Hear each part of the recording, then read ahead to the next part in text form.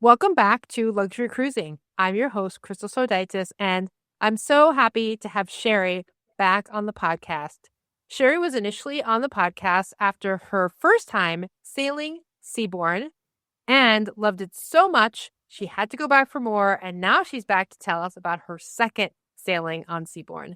Sherri, please tell the audience anything you want them to know about you. All right, thanks for having me back. This is a lot of fun. I am 58.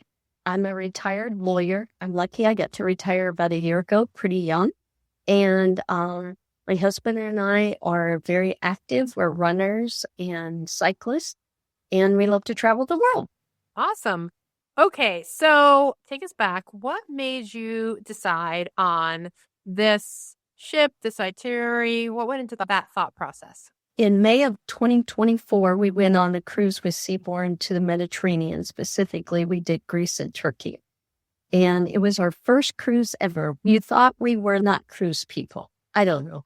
We maybe thought that cruises were a little too stodgy or too inactive, but we didn't know how to do the Greek Isles and not have to move every day and unpack, repack. So we thought maybe a luxury cruise would be the way. And indeed it was, and it was fabulous. And it told me that we are cruise people. It just has to be the right kind of cruise. We really did love the Greek cruise with Seabourn. Typically in the winter, we go skiing, but I had a really epic fall and tore my meniscus and had to have surgery, be off my leg for a long time. And so, long story short, I wasn't back to skiing yet and thought we could take a winter cruise. That could be fun. Let's give it a try. And we'd never been to the Caribbean. So we decided to take a Caribbean cruise. And after looking at all the options, we really didn't think we could beat the Seabourn experience. So we went back again on Seabourn. Awesome. And this time you were on Seabourn Ovation, right? The first time we were on Seabourn Encore, and this time we were on Seabourn Ovation. They're sister ships. They're identical. Some of the art is different because both ships have a lot of beautiful art. But the spaces look almost the same to us. Yeah. And I have to say, there's something very comforting in going back on a ship that is almost a carbon copy of the one that you've previously been on. Yeah, there is, because the first time you learn little things about the ship or little tips about how things work that then the second time you already know. For example, the Encore and Ovation have a coffee bar in the area that's called the Seabourn Square. They kind of think of it as like your town square of the ship. And my husband figured out on the first cruise that you can order the coffee on your app, and then it's ready for you when you go pick it up. And the lines aren't very long, but you don't have to wait in a line. I love that. You have a mobile order. I am all about the mobile order. And the fact that you can do a mobile order on a ship, bonus. Yeah, bonus. Also things like both ships have a sushi restaurant, and this was so fabulous. We're getting seated and served by the assistant manager at the sushi restaurant on the Ovation. And I say to her, "You look really familiar to me." I said, "I know it's probably just that you remind me of somebody, but by any chance were you previously on the Encore?" She remembered us too. And she was at the sushi restaurant on the first cruise we took, and she took such good care of us. She was fabulous. I love that. I love when that happens. It happens to me only rarely that we get the same server from a different ship, but it's always so fun when we do. So tell us about your room. What kind of room did you get, and what did you think of it? We had the veranda room, which is the same kind of room that we had on the first cruise. We think that's plenty of room for us. It's like a king-size bed, a seating area, a balcony. You know, all of Seabourn's rooms have balconies. And essentially, most of the rooms are veranda rooms. It's one thing I really like about Seabourn. All the rooms are great. So you never have this thing where some people are treated better than others because they have, better room. Most everybody has the same kind of room, which is fabulous. It also has a walk-in closet. It has a bathroom with a double sink, a big tub, and a shower. And they have wonderful bath products for you to use. So everything about the room is I think, wonderful. I couldn't want more in a room. I love the upgraded bath product. It makes you just feel so good when you like come out of the shower, and it either is very soft, it makes your skin really soft, or it makes you smell extra good. I love the upgraded bath. And they put in all varieties so that you can choose from all the different scents and have a different bath product every day if you want to, which makes me want to mention the room attendants. I don't call them butlers because they're not like right there like a butler would be, but each room has a specific person. Actually, on this cruise, it was 2 people assigned to the room. They told us, I think they had 10 rooms to care for. And they were so attentive. They asked you what drinks you want stocked in the room. If you wanted a different bath product, they could get it for you. Every day they greeted us, asked us what we were going to do, wished us a good day. They were just terrific. That's so awesome. That's so awesome. Any other amenities come with the room? So one of the greatest things about Seabourn, and I think a lot of people know this, but I want to make sure your listeners do, it's a truly all-inclusive. So the only things that aren't included are the spa and excursions, and maybe some really high-end liquor. Like if you want a really special $200 bottle of wine, you're going to need to pay for that. But everything else is included. So like if my husband wants a bottle of 12-year scotch in the room, he can get that. I can get a bottle of white wine, bottle of red wine. We could tell him, oh, we'd like sparkling water and Diet Coke, and then just stock us all up with our robes and slippers. And like I said, the walk-in closet is so nice because there's plenty of room, plenty of hangers. You can just get there, unpack, hang up all your clothes, put all your clothes away, and then your suitcases, everything is out of your way, not taking up space in the room. Just terrific. Yeah, I love that. I love that they have a robe and slippers. It's nice. Yes, definitely. Beautiful. So how was the ship decor? Just remind us of how that class of Seabourn ship is decorated. It's really beautiful. A lot of fine art on the walls, all over, graded everything, wood and granite, and beautiful fixtures. Everything about the ship is truly, really beautiful. Nice. So tell us about the food. Where did you eat and how did you like the food? We really like the food. The colonnade is where you have your breakfast every morning. You can order breakfast in your room, but we really like the other guests. That's one of the things about the Seabourn experience too, because everybody's happy. And I'm a friendly, outgoing person. And so I may just say, oh, the weather's beautiful today. And no one ever asks, like, why are you talking to me? People engage with one another. People say, do you want to sit with us? And so I like going to the colonnade for breakfast, and almost every morning we sat with someone else outside and enjoyed the weather and enjoyed speaking to people who are well-educated, who are world travelers.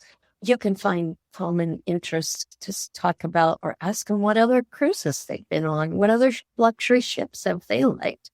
So we always had breakfast on the colonnade. Is the colonnade a buffet or is it sit down and you're served?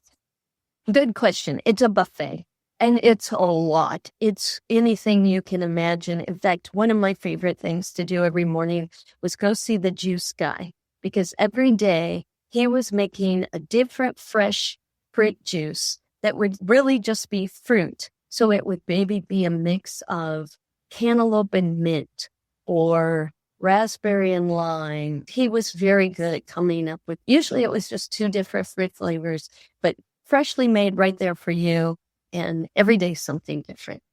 That sounds delicious. I love fresh juice. Great. Yeah, there were fresh fruit, fresh breads, hot dishes, cold dishes, omelets, you name it, you can get it at breakfast. And that's really a part of the fun too. And it's not like a buffet where everything's been setting out. No, you're seeing them put it out fresh as you come in and get your breakfast. So the colonnade is where a lot of people have breakfast. Some people have lunch. If you're off the boat, you're not going to have lunch on the boat. But the colonnade has dinner too, but we did never go there for dinner. The main dinner restaurant is, I think, called The Restaurant. And it is a large, beautiful space. Think of a top restaurant that you would go to. And you can be seated alone, or there's an option to say, we would like to sit with somebody else. And then other people who've said the same thing, they'll match you together. And if you let the ship know, like, I'd like to sit with one of the entertainers one night, or I'd like to sit at one of the captain or assistant, you can ask for that. And of course, they can't accommodate everybody, but they try their best to. And so you can really ask for that kind of camaraderie type of treatment, or you can have, a little corner of your own if you want. And the food there is a set menu that changes regularly. There's always a special, and everything's delicious. Everything that we've tried at the restaurant is terrific. I already mentioned the sushi place. The other main food venue is called Solace, and it's a Thomas Keller inspired restaurant. He worked with them. And I just find Solace, though, a little heavy. I think it's French themed, and everything on the menu there just seems a little heavy, but many, many people love it. And you can only go there once during 7 days. If you're on for 14 days, you can have 2 reservations, but it's the only place that requires reservation. Everything else, you could just walk in.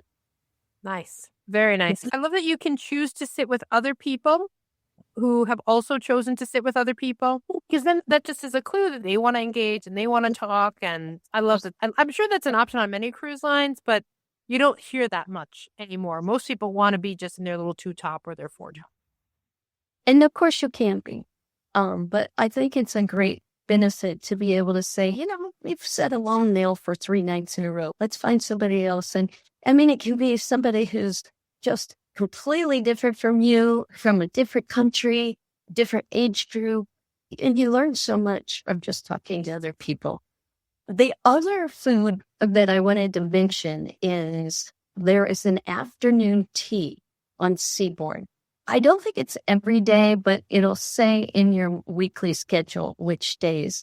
And it's at 4:00 every day in what's called the Observation Lounge. And it's on the front of the ship. And it's a beautiful space where you can look straight out at the ocean. And it really is like a traditional English tea with all the little delicious finger sandwiches and scones and clotted cream and whatever kind of tea you want to order off the menu. And again, all of this just included. So why not do it? Yeah, I love afternoon tea. Absolutely. What other sort of service or amenity aspects of the ship really stood out for you? I mentioned my husband and I are very active. And so one of the things that we really like is there's a very nice fitness center on the Seabourn Encore Ovation. It has stationary bikes, treadmills, ellipticals, weight machines, there's mats and like Swiss balls, dumbbells. I mean, you can pretty much do a full workout of any type, strength or cardio, any kind. And every day they have some classes. So there's a guy who's the trainer, and he'll do a yoga class or Pilates class. I did at least one yoga and one Pilates. And the reality is most people are on vacation. They're not exercising. And so a couple of the classes, it was me and another woman. And it was great because then you're basically getting a personalized class just for you. Yeah. Were those also included? Yes. Now, if you want a personal training session, that's more like a spa treatment kind of thing. But if you just want to go to the class, there were at least, I think, 2 classes every day. Usually something in the morning and something in the late afternoon or early evening. Nice. Very nice. So where did you go? I know you said the Caribbean, but what islands did you go to? And did you do any Seabourn sponsored activities or excursions? Yes. I think where we went is called the Southern Caribbean, and we started in St. Martin, and then we went to British Virgin Islands, then St. Kitts, Martinique, Grenada, St. Vincent and the Grenadines, and Barbados is where we ended. So we hit 6 different places, and it was a 7-day cruise, and we had 1 day fully at sea. So we did 2 Seabourn excursions and 1 that was just a freebie. But Seabourn either owns or I guess lease beachfront property on St. Kitts. And they have this special thing that they do every time they're on St. Kitts where they do caviar in the sand. And they literally have the caviar in the surf. That says caviar in the surf sounds better than caviar in the sand, doesn't it? Caviar in the sand sounds a little gritty. But they actually hold the food board in the water, and you go into the surf and you get your glass of champagne and your caviar. And it's a big production, and it's really fun. And now that I've done it, I don't think I'd need to do it again, but it's something special. Yeah. To me, that is one of the quintessential Seabourn sort of events. I was curious if they had it and if you did it. Yeah, it definitely sounds much more extravagant than like the reality of it is sort of like you're trying not to get the salt water in your champagne or on your caviar. And so it's like, this sounds really cool. And the reality of it is like, it's fine. You know what? It was actually super fun. Everybody's laughing because we're all adult people, and you can get champagne and caviar on the boat anytime you want. It's included. It's something they advertise. You want champagne and caviar at midnight in your room, you can get it. You want it out by the pool, you can get it. But people act like they've never had it, and this is the only place in the world you can get it. And it's like, a feeding frenzy. It's like when you drop the little pellets in the water for the koi and they all come. That's exactly what it was like when they pulled that out. Like everybody acted like we were little koi fish going after the little pieces of bread. And it's super funny. And it's just something they do. And the surf was a little bit up when we were there. So they had about 10 people surrounding the thing so that they can keep it steady. So it was quite the production. But on that beach, they do a full setup. They have a full bar set up all day, and you can get any drink you want. And they do a big lunch production. So it's worth going over to St. Kitts and doing that event because they don't charge you anything extra for it. So it's really a fun day. Yeah. And I've been to St. Kitts. It's beautiful. The beach, the water is beautiful. So even just to go for the beach barbecue must be fun. And I'll just tell you, everywhere we went, it was just gorgeous. When we were on British Virgin Islands, we went to Jocelyn Dyke, which is just a beautiful beach with all these little beach bars. And what's not to like about that? We did another excursion on Grenada where we actually went on kind of a half-day cultural and history tour of Grenada. And I thought that was really interesting. We went to a fort that was built in the 1800s, and we went to a garden where all the fruits and vegetables they grow there have some kind of medicinal property. And we had a guide who took us around and showed us and explained what everything was. And that was very, very interesting. I really enjoyed it. That sounds absolutely cool. Anything else with the excursions that you can think of? The only thing that I would say about the excursions is they were on this Caribbean cruise. I thought the excursions were a lot less interesting than they were when we were doing the Greek cruise. And I mean, maybe it's just because of the area. Maybe the Greek islands with all their history and mythology have more interesting excursions. But I think Seabourn could do a little bit more with having some active excursions. There really wasn't anything like go hike for a day. And there's really nice hiking on those Caribbean islands. So I think they could add some of that. I think that they're underestimating the interest of people. The average age is like 75, but people in their 50s, 60s, and 70s are a lot healthier these days than inactive. And I think they could do with some more active excursion offerings. And so if you can't find those, of course, what we do is we book our own excursions. And so we had a day where we just booked a hiking through Get Your Guide or Voyage. Or we had another day where we were on Martinique and we just hired a guide through Get Your Guide. And she was lovely. And she took us all over the island, and it was just the two of us. And it was very affordable. And we really enjoyed that day. Yeah, that sounds exactly right. Sometimes you've just got to go off on your own. And as long as you get back to the ship on time, you're all good. That's right. Yeah, and most of the guides who meet you at the port understand that. They've got their day figured out. They know how to time everything to get you back on time. Yeah, awesome. How was the entertainment on board? I thought the entertainment on the Great Cruise was pretty good. I thought the entertainment on this cruise was pretty lame. The joke that I kept saying with another couple that was about our age was, play something that's from this century, anything, something even last century that was, say, from the 90s. Yeah. No, not happening. Was it that they just had like a band that was playing oldies music, or did they have production shows, dancers, singers? They had a magician who was kind of interesting. He wasn't so much a musician as a guy who was very good at sleight of hand and very good at numerology, because he did a lot of things with cards that sort of, makes your head explode, like how they do that. There was a violinist who was quite good, but the bands that played, it was almost always like yacht rock type of sound, which I like, but mix it up. On the Great Cruise, there were several nights of the week that there was a kind of a disco. It started maybe after dinner, maybe 9:00, and they really played music that's for dancing. And except for the very last night, there wasn't anything like that. The last night of this cruise, they did a disco on the deck around the pool area, and it was the most well-attended thing that they'd had. So I don't understand why don't do that more often. A lot of the music was just somebody playing the piano, which is beautiful and calming. I'm just saying they could mix it up. Yeah, absolutely. And like the last night, people are packing and getting ready. You want to move that disco to the middle of the sailing. Yeah, or have two of them. So, yeah. That's the only thing. I really just thought the entertainment was just kind of blah.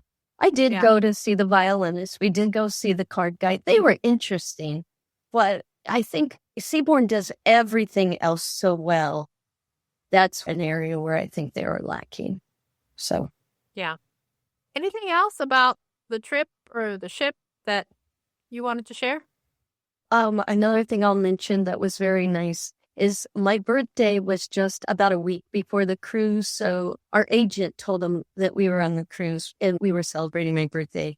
And of course, just in our room, they had a small cake that was decorated. They had thrown rose petals in the bathtub and filled the bathtub with rose water. And then that night at dinner, they also brought me a little special treat. And it was just such a nice touch, especially because they go beyond on everything else. It was just really well done.